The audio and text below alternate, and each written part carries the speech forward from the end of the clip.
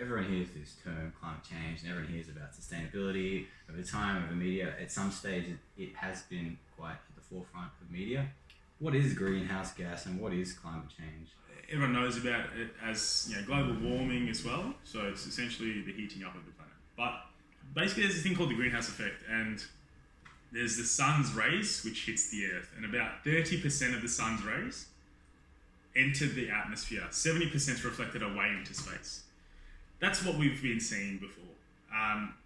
What happens is when we increase our emissions or carbon dioxide emissions or greenhouse gases into the atmosphere from our consumption and usage, we create like a blanket around the planet, and it's essentially traps that sun's energy and reflects less away from the Earth's surface.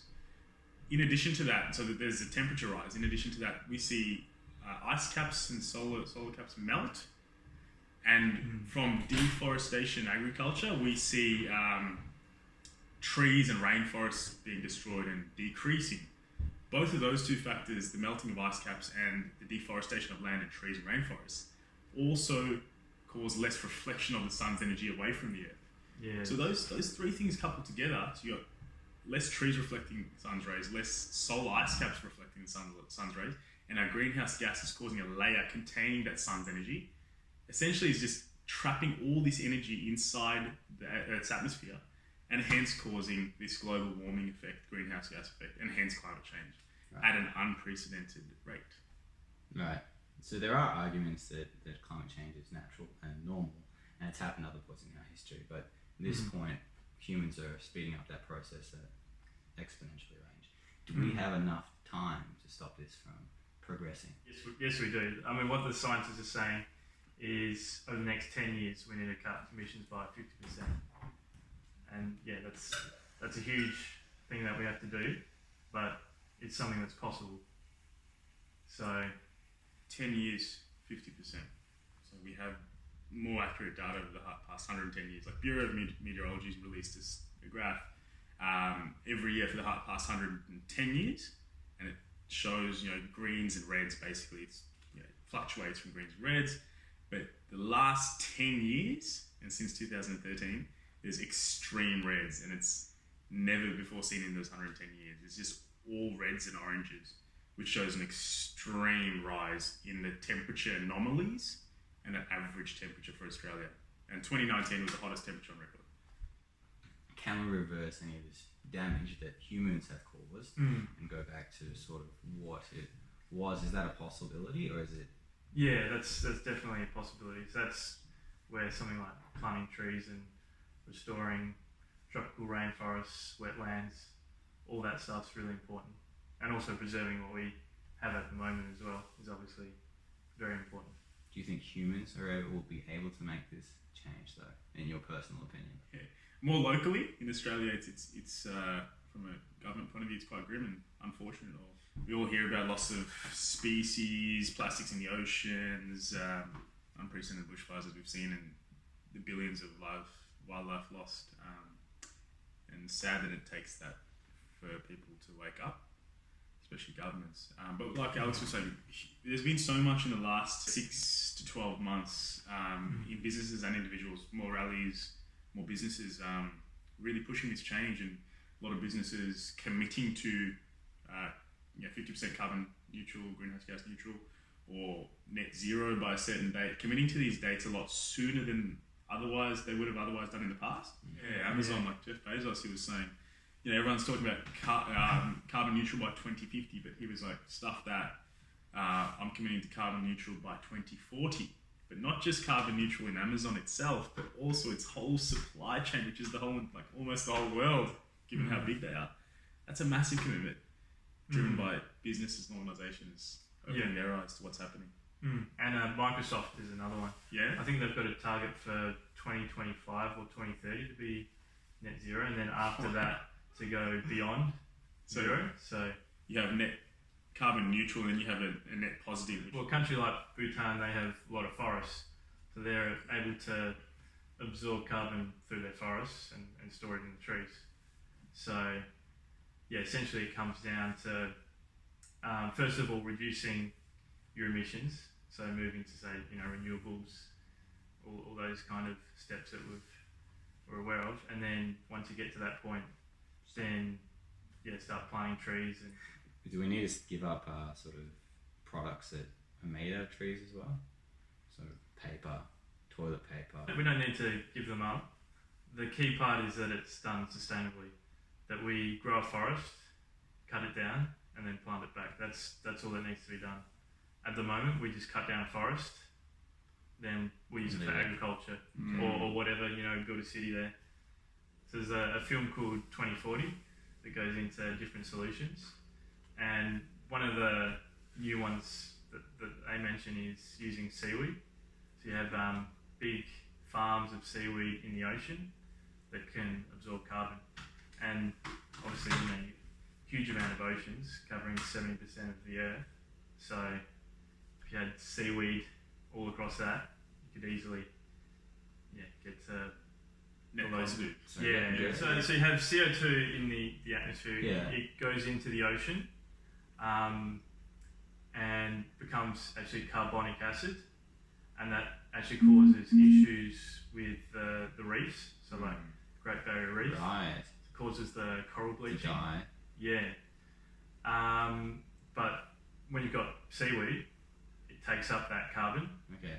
And then it's stored in that carbon, and then you can eat it as well. Yeah, the ocean stores carbon dioxide, but seaweed store a lot more per kilogram or gram than the ocean or water does. Yeah, they grow from it. Obviously, they photosynthesis.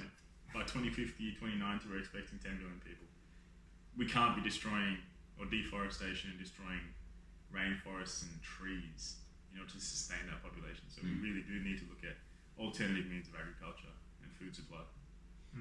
So there are sort of a lot of different industries and sectors, and I want to touch on each of them. Our greenhouse gases or emissions in Australia are split up into different sectors or industries. The biggest one being energy sector, which contributes to 52% of greenhouse gases, followed by agriculture, which is 15%, transport, which is 15%, and waste, which is 3%. So that's the Clean Energy Council's annual report. Basically, they showcase that. They're where we are producing the most emissions. So they're essentially what we should be focusing on. But how do you do that from, you've got cars that use a lot of fossil fuel. A lot of Australia's energy is coming from coal. You've got airplanes, travel is all based on fossil fuels. You've got logistics companies that are all using trucks and planes to get their shit to other sides of the world. Yeah. How are we going to make that change? And there's going to be an impact economically. Some things are much easier to do. So something like energy efficiency is very easy to do, say switching to LED lights. Whereas you have something like aviation, where we don't even know how we can create an electric plane. There's only like prototypes at the moment. So basically what you want to be doing is focusing on those really easy points. So that would be energy efficiency first, then renewables come second, transport third, and then agriculture. It means if we can stop extracting fossil fuels very soon, then that'll actually have a big impact quickly. There's actually a report that came out recently that attributed global warming more so to methane than was originally thought. Really? So originally we thought it was mostly CO2, and you hear most of the conversation about CO2, but it turns out that methane actually has much of a bigger impact. And so what that means is, something like eating beef has a much larger impact than we previously thought. Also means natural gas production. Basically, with that piece of methane and agriculture, it's very much about a mostly plant-based diet would have a huge impact. That's more of an individual level. Okay, so you went through energy, agriculture, kind of touched on transport. What about sort of waste? And in terms of direct waste, you're right, we're pretty bad at our recycling practices. A lot of our treatment facilities, recycling plants have closed down. We lack the facilities that other countries have. But they are investing in that. But we definitely do need the government to do more with that piece as well. One of the quick things that come to mind straight away is container deposit schemes. So like South Australia, phenomenal example, seriously. Tasmania, the likes of those states, they have collection container deposit schemes. It's basically glass bottles, plastic bottles. There's a 5 cents, 10 cents when you bring them back to the facility. You're putting a value on waste. So then you're, one, cleaning up the streets, cleaning up the environment. Two, you're providing an income for those who are less fortunate or may just want to do it and need it. It's a really simple win, and Victoria still doesn't have it and really should have it very soon. Recycling is a big piece about education. What can and can't be recycled, because that has been pretty ambiguous in the past. But I think we're getting there, and there's more investment in the technology at the facilities, which can filter through things that we just co-mingle or put together. And it's essentially called co-mingled recycling. So you can put a lot more different things into recycling, and it's separated through automation and machines and robots.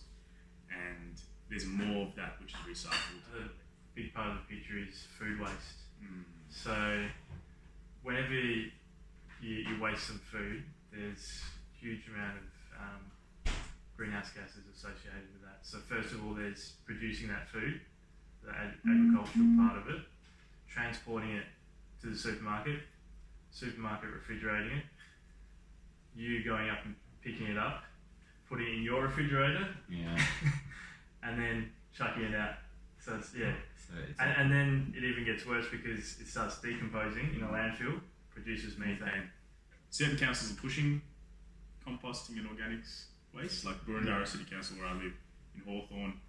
As of May 1st, they're launching food waste, organics waste bins. So you've got landfill, you've got recycling, and now they're going to have food waste, organics waste. But they did a study, and out of the landfill bins, there's about 50% of the landfill was food waste or organic waste.